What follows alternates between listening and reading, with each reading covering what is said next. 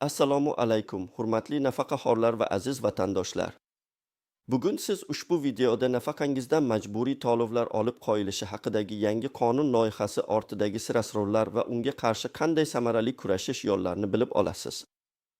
Quloq soling, hurmatli otaxon va onaxonlar. Bu shunchaki bir xabar emas, balki sizning yelkangizga tushayotgan yana bir og'ir yukdir. Nafaqangizdan 45 ming so'm majburiy undirish. Bu shunchaki mishmishmi yoki achchiq haqiqatmi? Kimdir aytishi mumkin, bu shunchaki qishloq yoki mahalla obodonchiligi uchun, xolos. Ammo bu pullar kimning hisobidan yegilayotganini chuqurroq o'ylab ko'rdingizmi? Bu sizning umr bo'yi qilgan halol mehnatingiz evaziga olinayotgan, har bir tiyini mehnat bilan topilgan nafaqa pulingizdan tortib olinayotgan mablag'lar emasmi? Siz umringizni shu vatanga bagishladingiz, bor kuchingizni, bilimingizni, yoshingizni shu yurt taraqqiyoti uchun sarfladingiz. Har biringiz o'z sohangizda fidokorona mehnat qildingiz. Kimdir paxta dalasida, kimdir zavodda, kimdir o'qituvchi, shifokor sifatida, boshqalar esa farzandlar tarbiyasi bilan mashg'ul bo'lib, jamiyatimizning asosini qurdilar. Sizning peshona teringiz, sizning sabrбардoshingiz, sizning matonatingiz evaziga bu davlat oyoqqa turdi, ravnaq topdi. Keksaygan chogingizda davlat sizga hurmat ko'rsatish, tinch-totuv va farovon hayot kechirishingizni ta'minlash o'rniga og'zingizdan noningizni yulib olmoqchimi? Nima, davlat budjetida pul yetishmayaptimi yoki mahalla raislariga barcha vakolatlarni berish orqali o'zining yukini sizning yelkangizga ortmoqchimi? Yozing, hurmatli ota-onalar, qancha yil mehnat stajingiz bor? Siz qanday qiyinchiliklarni boshdan kechirdingiz? Nafaqaga chiqqaningizdan so'ng qanday tirikchilik qilib kelayotganingizni, har bir nafaqa pulingiz qanday mashaqqatlar bilan topilganini aytib bering. Biz bu adolatsizlikka birga qarshi turamiz, birga kurashamiz. Har biringizning hikoyangiz biz uchun qadrli va bu kurashda bizning ovozimizni yanada baland qiladi. Bu adolat kurashida yagona bo'lib qolmaslik uchun pensiya jamg'armasining har bir yangiligidan, qonunlardagi o'zgarishlardan birinchi bo'lib xabardor bo'lish, huquqlaringizni himoya qilish yo'llarini bilish uchun hozirroq kanalimizga obuna bo'ling. Bizning maqsadimiz sizning huquqlaringizni himoya qilish, davlatning fuqarolarga nisbatan adolatli munosabatda bo'lishini ta'minlash. Eslasangiz, avvallari mahalla degani o'zaro yordam, mehr-oqibat, kattalarga hurmat-ehtirom maskani edi. Mahalla raislari o'z hududidagi har bir oilaning ahvolidan xabardor bo'lib, moddiy yordamga muhtojlarga shaxsiy tashabbuslari bilan ko'maklashardi. Kam ta'minlangan oilalarga, yolg'iz keksalar va nogironlarga qoni-qo'shnilar, saxovatpesha insonlar birgalikda yordam berishardi. Pul yegish majburiy emas, ixtiyoriy edi. Xohlovchi xayr-ehson qilar, xohlovchi qilmasdi. Hech kim majbur qilinmasdi. Hech kimni biror narsadan mahrum qilish bilan tahdid solinmasdi. Pensiya jamg'armasi esa nafaqani o'z vaqtida va to'liq to'lab berishga mas'ul edi. Boshqa hech bir tashkilot nafaqadan pul ushlab qolish huquqiga ega emasdi.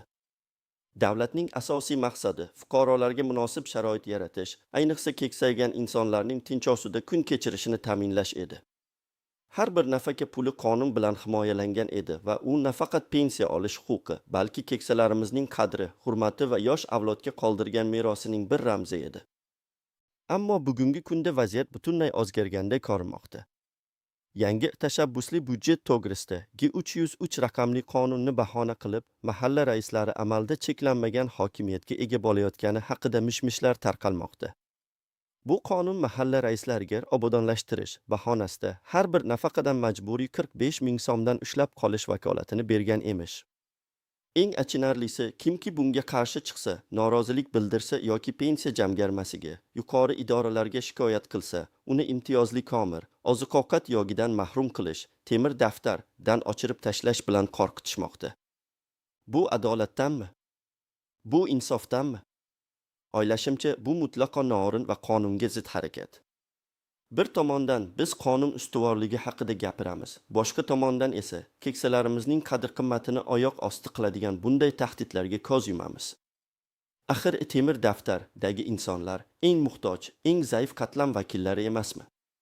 Ularni nafaqa pulining kichik bir qismidan voz kechishga majburlash, bunga rozi bo'lmasa, bor imtiyozlardan mahrum qilish tahdidi ostida ushlab turish, bu shafqatsizlik.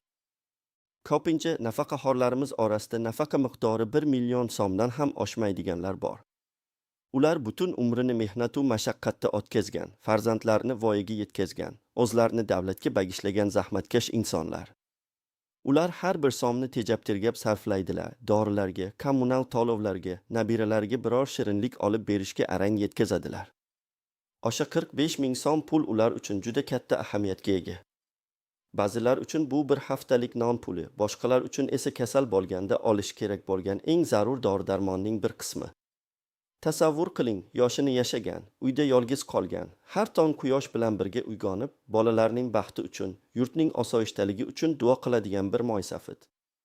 Uning nafaqasi yetib ortib turgani yo'q, ammo har oylik to'lovlarni to'lab, zarur dori-darmonlarni olib, qorning toq, usting butun qilib yashashga intiladi. Endi esa uning peshona teri bilan topgan nafaqasidan 45 ming so'm majburiy ravishda ushlab qolinadi. Uning ko'zlaridagi chorasizlikni, yuragidagi alamni his qilyapsizmi? Yoki bo'lmasam, bir kampir, umr bo'yi kolxozda paxta tergan, erini yoshligida yo'qotgan, 3-4 ta bolani yolg'iz katta qilgan. Uning jiyaklari doimo qayrilgan, o'zi zaif, lekin irodasi mustahkam. Uning uchun pensiya bu hayot garovi.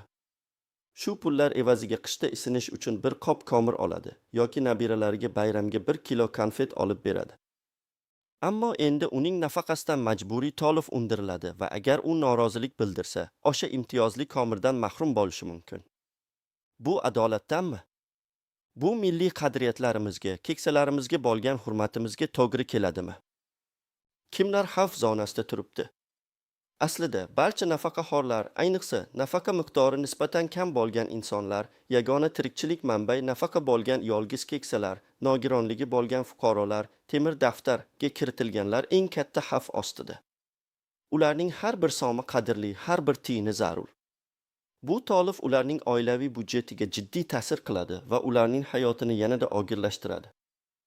Qanday kategoriyalarga nafaqa oshirilishi kerak edi? Aslida har bir qimmatlashish davrida, inflyatsiya sharoitida nafaqa miqdori doimiy ravishda qayta ko'rib chiqilishi va oshirilishi kerak. Ayniqsa umr bo'yi og'ir va sharoiti noqulay ishlarda mehnat qilganlar, urush faxriylari, mehnat faxriylari, nogironligi bo'lgan shaxslar, boquvchisini yo'qotgan oilalar, ko'p farzandli onalar uchun nafaqa miqdori munosib darajada bo'lishi shart. Davlatning asosiy vazifasi ularga shunchaki tirikchilik uchun emas, balki munosib, farovon hayot kechirishlari uchun yetarli mablag' ajratishdir. O'sha 45 ming so'm haqida gap ketganda, ba'zilar uchun bu arzimas mablag' bo'lib tuyulishi mumkin, ammo keksalarimiz uchun bu ularning turmush tarziga katta ta'sir ko'rsatadi.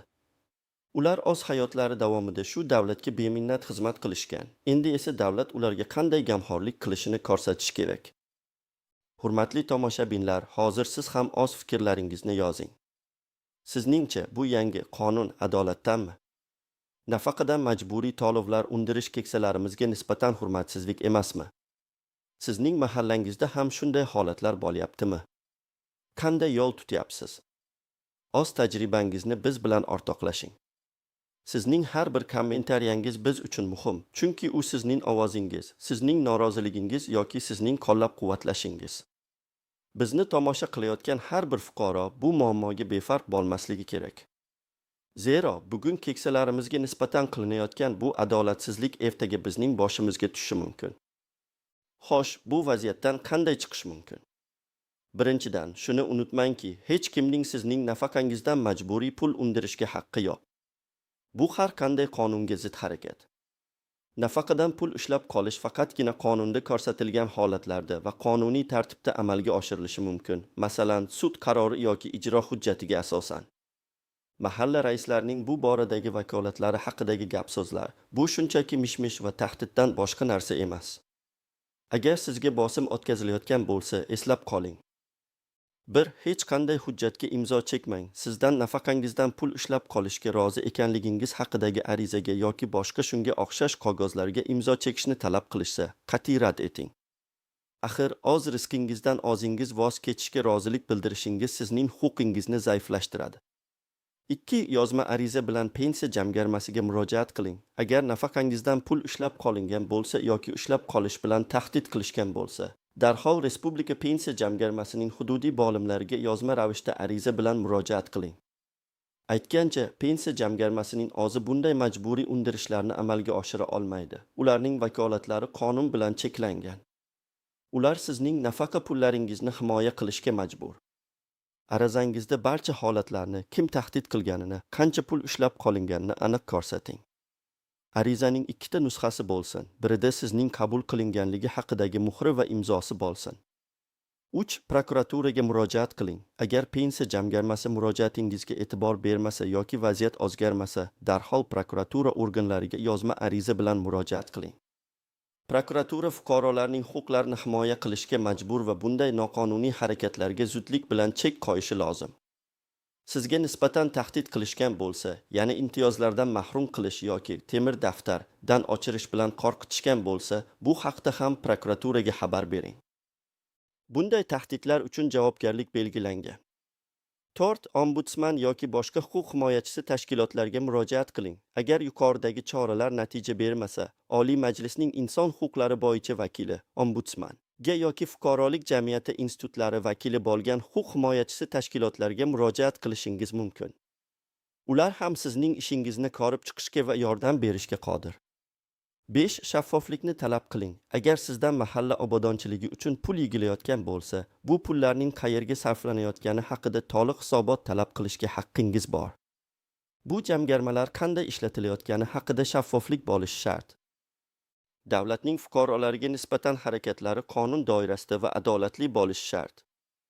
Ayniqsa, keksalarimizga nisbatan hurmatsizlik va adolatsizlikka yo'l qo'yilmasligi kerak. Bizning mamlakatimizda keksalarimizga bo'lgan hurmat, ehtirom milliy qadriyatlarimizning asosi hisoblanadi. Shunday ekan, hech kim bu qadriyatlarni oyoq osti qilishga haqli emas. Xo'sh, hurmatli nafaqaxo'r, siz nafaqangizdan majburiy undirib olingan 45 ming so'mga rozi bo'lasizmi? Yo bu adolatsizlikka qarshi kurashish uchun biz bilan birga turasizmi? O'z javobingizni kommentariyalarda kutib qolamiz.